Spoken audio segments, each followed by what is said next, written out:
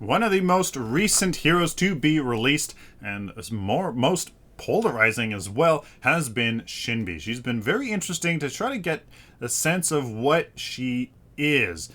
Basically, we know that she is a melee caster assassin.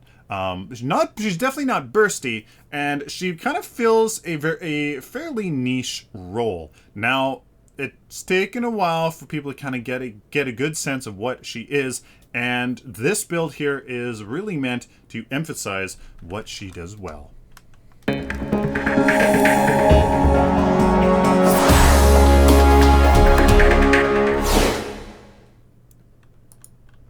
Hello ladies and gentlemen, welcome to a Hero Building Guide. I am Sylphin. As we always do, we start off looking at the numbers behind the hero. Now, in the number department, Shinbi is just like Countess. In a way, she's a melee caster, so her basic attack actually has 0.5 power scaling. And it's nice and quick, 1.2 second cooldown, increases an okay amount to end up being 75.4. So her basic attack is a bigger part of her kit than other casters, but it's definitely not like a fighter, definitely not like a carry. When she was released, for whatever reason, I'm pretty sure it was just me, I almost thought that she was a melee assassin, but she definitely turned out to be a melee caster assassin. Definitely not bursty. So her rushing beat is her rush forward that can be used twice within a few seconds. Lowish mana cost that you only use on the very first rush that you do. It does an okay amount of damage, but with the power scaling, it definitely does become a fairly significant part of her kit that you can use to combo and get those stacks up. With a 13-second cooldown, you can use it. You can definitely use it fairly frequently, especially to get away from due to bad positioning, and then a little engagement that happens soon thereafter. So it's a nice reliable part of her kit. Q is her line tempo, definitely the bread and butter of her build. It's of her kit rather. 0.525 power scaling. That's simply because you can spam this at 2-second cooldown with 40 to 52 mana cost. In the early game, it's a fairly significant. Definitely can't spam it, but in the late game, that's almost nothing. Especially with this build, you can spam the snot out of this ability and apply pretty good damage. It's actually it's definitely nothing to scoff at. E is her circle rhythm. It's her sustain ability. As you can see from the power scaling and the damage here, it's really not that it's really not that substantial. The full duration, however, if you manage to get somebody in the area of effect for the whole 4 seconds, it's going to tick 4 times, totaling 0.75 power scaling with 84 damage a second. So it's not much, but it can add up, and again, with the rest of her kit, it actually ends up being a significant amount of damage by the end of her whole rotation. At 16-second cooldown, you gotta think of when to use this ability. You have to use it very precisely in order to get that healing, but also get that damage off as well, and just kind of get a good sense of her full kit's potential. Her ultimate is very unique in that the power scaling is done per wolf per stack of all the abilities that she's used in the last little while. So if you can get a lot of abilities off on the enemy, it builds the stacks, and then you deal damage per wolf that you get per stack. So 1 wolf per stack, and as you can see, the more stacks you get, the more damage they deal. So at level 3, each wolf does 105 damage with 0.328125 power scaling per wolf, with 100% mana cost to use the ultimate at all. That was really badly explained. My apologies. If you get 8 wolves, if you get 8 stacks on the enemy and you use your ultimate, that's a total of 2.6 2.625 power scaling. Oh, the highest of any caster, I do believe. And the ultimate damage with 8 wolves, dealing 170 damage per wolf, is 1,365 for 8. This build, I think I actually have done the math for it, is like 2,800 damage. Her final her 20 something like that. It's insane. It's a lot of damage if you get 8 wolves, which again is incredibly situational. Basically, a lot of damage if you extract the whole potential from her kit.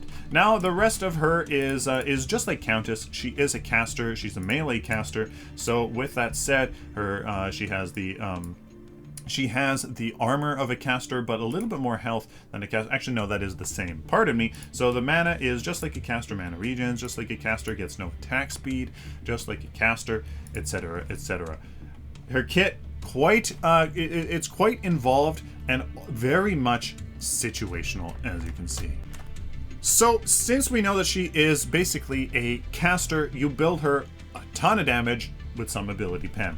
Here in my damage versus ability pen math here, we can see that when we put in Shinbi's ult into this calculator here against somebody with 30 ability armor, which everybody has at hero level 15, we can see if we have a total of 55 CP into damage.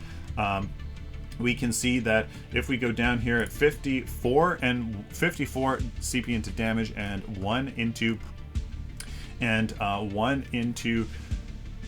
ability pen, we can see that the damage actually increases all the way up to 30 into 30 ability pen, which is right here in the R column to 1225 damage. You can see that that is a fairly significant amount, 100 more damage or 10% more damage if you take into consideration that you can shred all of that pierce all of that ability armor, giving you 10% more damage. So that's her ult, and you can see that her her rushing beat here is very much the same here as the DPS, as the damage. Sorry, the damage of this skill goes up, as you can see, all the way up here to the R column. As you can see, boom, 328 versus 302. Again, almost a 10% increase. Definitely worth it. Definitely worth that extra damage on the enemy, as it's just quite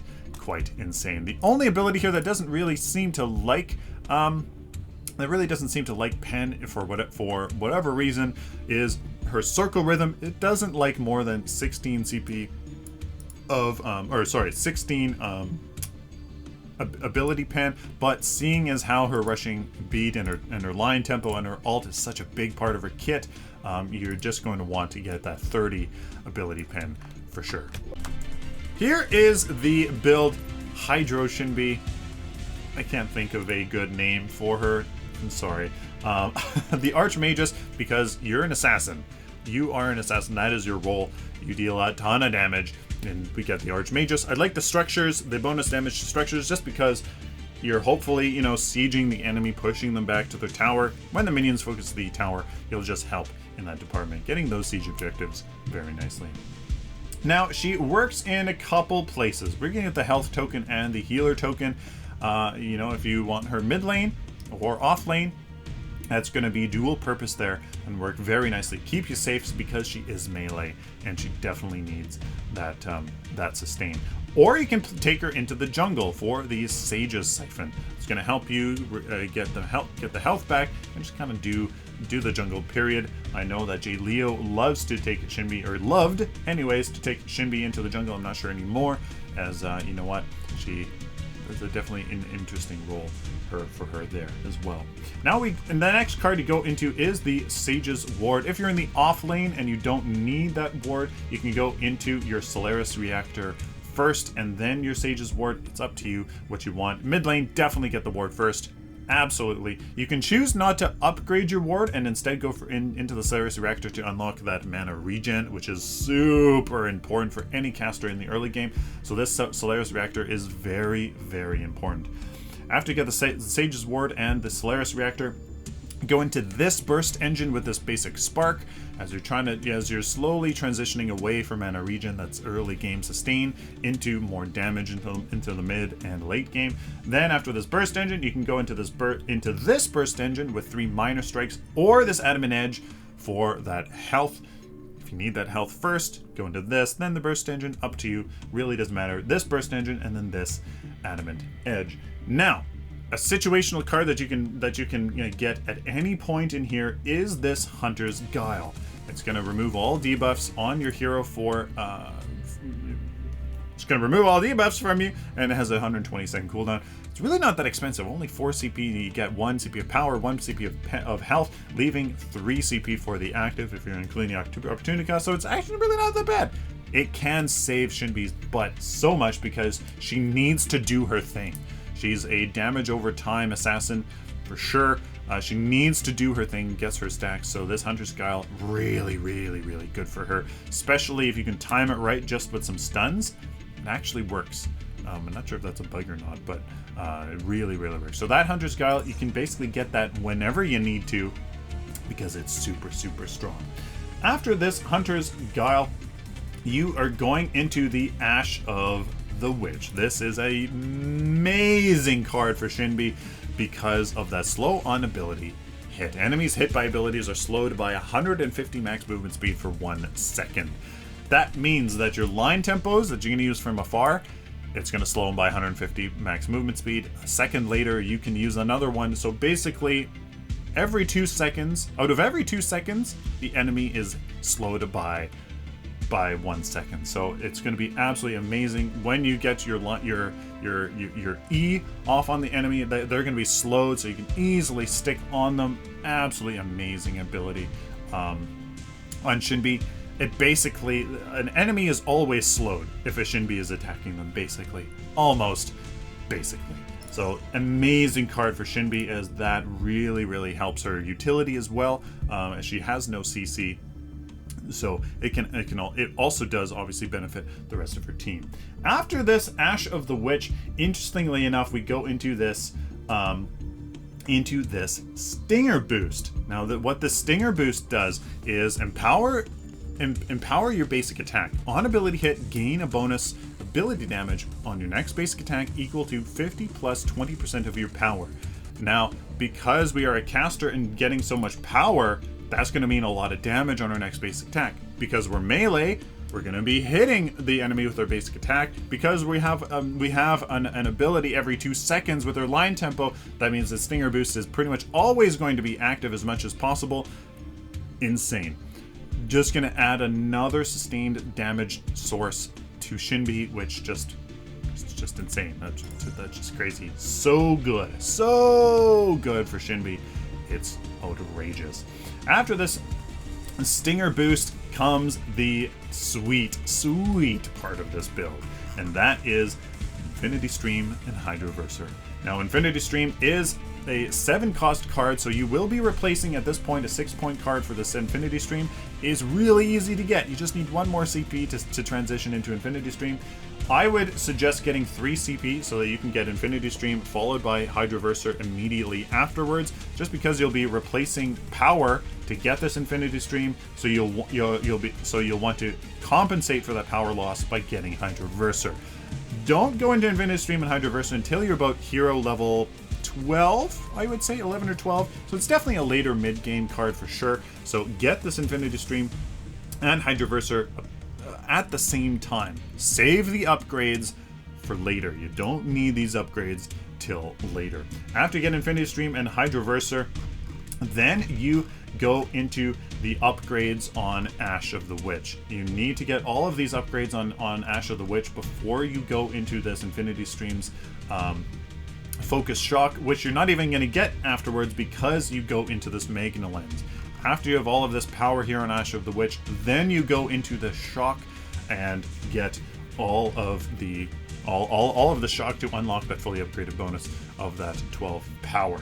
So after this Magna Lens, then you finally get the Shock here on this Infinity Stream, and you can choose to get this health really whenever you need it. Really, get this health on this Hydroverser whenever you need it. The final build, guys, is actually, there is a bit of an option for you. You can get this Hydroverser, Infinity Stream, Ash of the Witch, Stinger Boost, Magna Lens, and then Hunter's Guile or the Sage's Ward.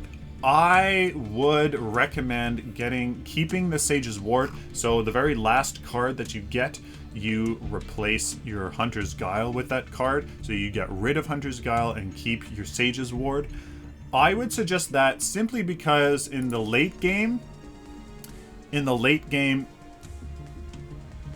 you're just gonna have to focus on doing your thing and not relying on Hunter's Guile. I don't know. It's up to you. You can keep the Sage's Ward, or you can get the Hunter's Guile. It's up to you. You know, the last card you get, you can choose to replace your Sage's Ward for that last card, which is going to end up being this Magna Lens. So when you get this Magna Lens, you can choose to replace either the Sage's Ward or the Hunter's Guile. It's really up to you. Final build: Hydroverser, Infinity Stream, Ash of the Witch, Stinger Boost, Magna Lens, and then Sage's Ward or this Hunter's Guile. So, ladies and gentlemen, here in the early game, I have taken Shinbi into the mid lane. With this Gideon here, doesn't really have any hard CC, so he is a good person to go up against here in the mid lane. That's kind of why I picked Shinbi. Now, the very first ability that we get here is the always your right click. Always your right click. It is your rushing beat where you rush forward and you can re-trigger it in 3 seconds to rush forward a short distance again. So this is her escape tool. Always get it. Always get it so that you can be safe. You don't know if there's going to be a crazy gank. You don't know. Always get it to stay safe so that you can be a great presence here in the early game. Now, the second ability you see me using just here, and that is her E ability. That is the one that heals us every time that it goes off, and obviously you want that healing so that you can stay healthy. We don't get a mana potion, and a mana potion is definitely something that you could get, so you can, you know, feel free to get that mana potion for sure. Now, I want to freeze the lane as a melee mid laner. As a melee mid laner, I want to freeze our lane here so that it comes close to our tower, and at least make it so that we don't have to go past this river. Right now, we are pushed up, but I feel actually pretty safe with a Serath as a jungler.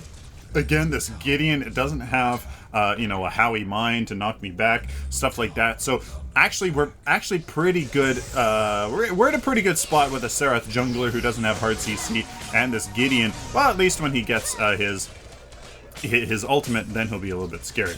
What I don't do here is a good job of the river buffs. I don't do a good job of the river buffs. I do come over here and get this red one. I really don't deserve it, as our junglers probably should have got it instead. What the river buffs here is going to do is give you a good amount of mana so you can stay on the battlefield. I don't know why I go back. Maybe it's just to get this ward, but really I could have stayed out on the battlefield for longer.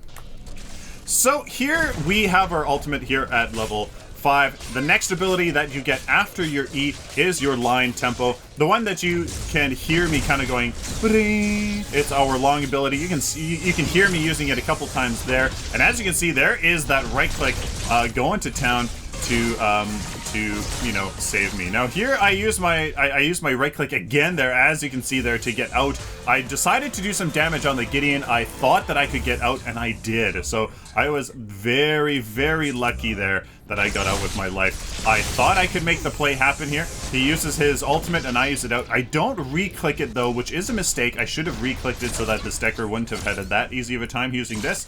And I decide to use my E here to sustain with some damage here. As you can see, I'm getting heal. I'm using my Q, and I'm using my right click here to go out. I thought I could exchange, go a little bit 1v1 there with that Gideon. Didn't really care about the decker as she had already used her stun. As you can see, that really paid off. Super, super lucky about, super lucky about that engagement. Here I am waiting for a gank on this Yin in the offlane. Now, Shinbi doesn't have hard CC, so you just have to make sure that your rotation is excellent. You can see me going in on this Yin, using my E when I'm on top of the Yin, and look at my ultimate go to town! Almost kill her, but the Kalari does finish her off. So fantastic coordination there by me and that Kalari there to finish her off. Now watch what I do. I make sure that I use my E and stick to the yin. So I use my E here and I try to stay onto her, and then now I'm not on her, so I use my right click to get 2 stacks of my ultimate on her as well. I'm always using my Q, and then I pop my ultimate. If I had landed that one more line tempo, I definitely would have killed her. So as you can see, with Shinbi, you gotta be able to do your thing, use all of your abilities multiple times, and just be constantly hitting the enemy with your spells. Then you followed up with your ultimate, which we can definitely talk about now. Each of your abilities gets a stack, it gives you a stack on your ultimate. So whenever you hit somebody with your E, every second it stacks up. Your Q, you get a stack. Your right click, each time you use your right click, you can get a stack.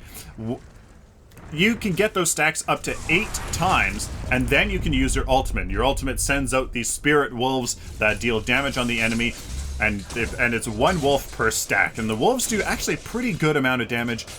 Probably the highest damage ultimate in the game. I am almost certain. I'm actually pretty. It is. I'm almost certain that is the highest. 8 wolves. It's something like 2,000 damage, like more than 2,000 damage in the late game. It's insane if you can get 8 stacks of your abilities on it, and then you use your all kill, your ultimate. It's absolutely insane. So Shinbi is a very combo-oriented melee caster assassin. So watch this. I'm trying to use my line tempo here on this Decker, and watch me focus down this Decker, because your ultimate only works on 1 target, or really on 1 target with the most stacks here. As you can see, that wall did prevent me from landing a few more abilities on her, so that my ultimate would have killed her, but I did my job. I focused 1 target, the support, and I took her out simply because I had the most stacks, and, well, I had to really focus on her and fulfill my assassin role. So here is an example of, while Shinbi has great mobility with her right click and sustain with her E, you're not invincible. You can see I use my right click twice there, and for some reason I don't just go straight to my tower, and instead I just get completely obliterated. Now, there did take 3 people to get me down, and I think the Serath makes serious work of the rest of the team, but you're not invincible as a, oh no, she gets completely obliterated. That's right. So as you can see, guys, you know, you're not invincible, and you can you're still an assassin. You are still squishy. You are still, you know, somebody that needs to be careful. You can't be the center of attention, even though Shinbi, she's a rock star. Like, why didn't I just keep, I could have been in my tower, I could have been over here already. Like, not sure why I was doing that, trying to be sneaky with the basic attacks, but I just get focused down. You still gotta be careful. You still gotta be super careful with Shinbi. As a assassin, she is fantastic 1v1. Look at my E, giving me quite a bit of sustain. I'm consistently using my Q. I'm using my Q as much as possible.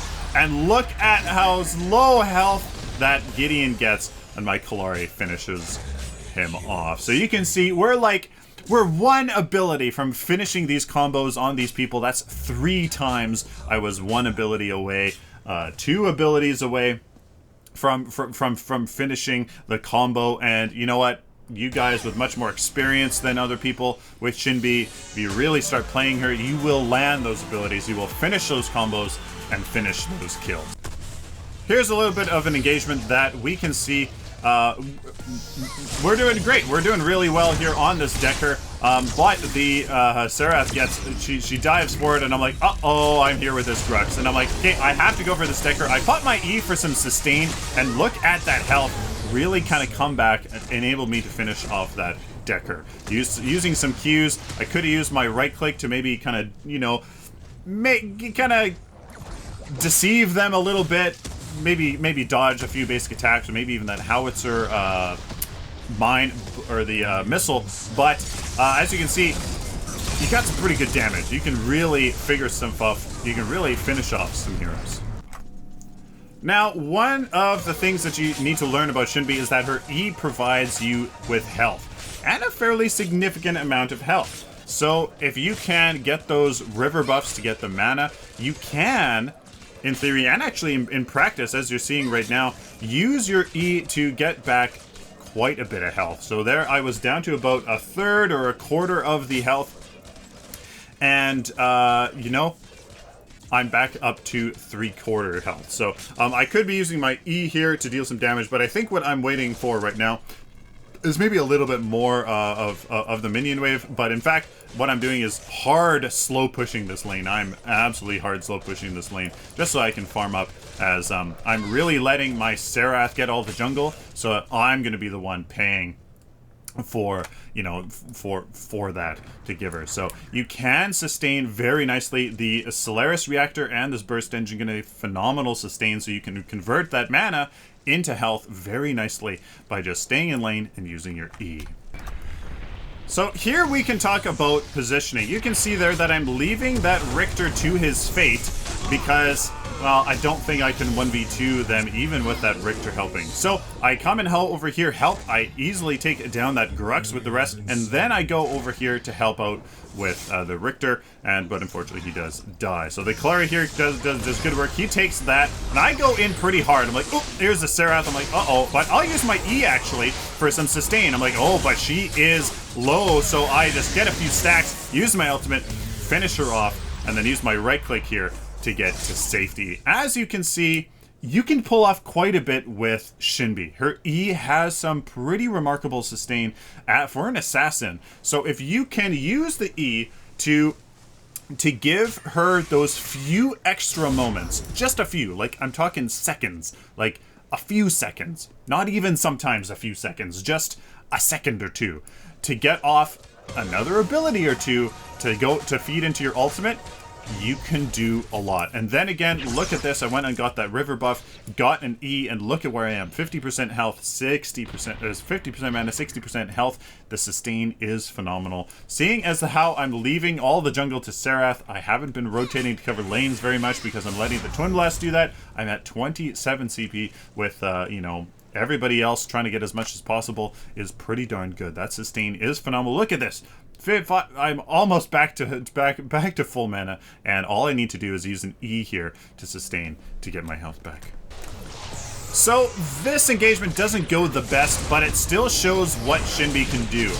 As an assassin, I need to focus on somebody, and even with this Yin going to town, I still bring the Grux down to a very reasonable amount of health for the rest of my team to clean up. And really, as an assassin, if you can take somebody out of the fight, basically make it so that somebody else can just come in and give them one little tap and they're dead, you've done your job. And as you can see here, I'm like, I am full mana. 3 of the enemy team are dead. I just go back to lane and sustain. And as you can see, I didn't actually, I should have gone up here and stayed with more minions to get more health from my E, but I'm like, there's no reason why I shouldn't come in here and sustain with my E. As you can see, I think I try to use it a little bit more, but as you can see, there was an example of, even if, you know, it's not looking like the best scenario, but you can just go in or do your full rotation and get the hell out of dodge. And I didn't even use my ultimate there, which definitely would have killed that Grux. It works really well. As the job as an assassin, you clean house, and that's exactly what I do here with this Gideon. I don't stay on him very well to let my E work, but I do eventually get the kill here, and the Decker just does a good job of sustaining. So use your E when you are in front of the enemy, heading in the same direction that they are. Usually using your E while you use your right click is the safest way to get the most value out of your E. So typically, you should probably be using your E as you're using your right click to dash around and confuse the enemy while staying within its range. Not sure what I'm doing here. I think I got my head cut off and I'm kind of like, what the heck am I doing? I'm kind of like, do I push mid lane? Do I push mid and split push, or do I help out my team? Because I can't just charge in headlong like an idiot. Shinbi is an assassin. She's a melee caster assassin of all things. Like, she's the squishy of the squishy. So I got to be careful. And I think that there was me hesitating and being extra cautious. Once again, assassin coming in from behind, finishing off the heroes as I go in on this Decker to finish her off. I make a little bit of a mistake here. The Clary ends up getting the Yin, and as I was trying to chase her, as I should have just maybe come over here and help out this Grux. But as you can see, I land that line tempo, and that does certainly help out that Serath. I should have just stayed with Serath there. Utilized my E, utilized the rest of my E with a few line tempos, maybe an ultimate, but I think we probably would have killed him by that point. And as you can see here, we're pushing to the end, I do believe. No, we don't actually end up winning.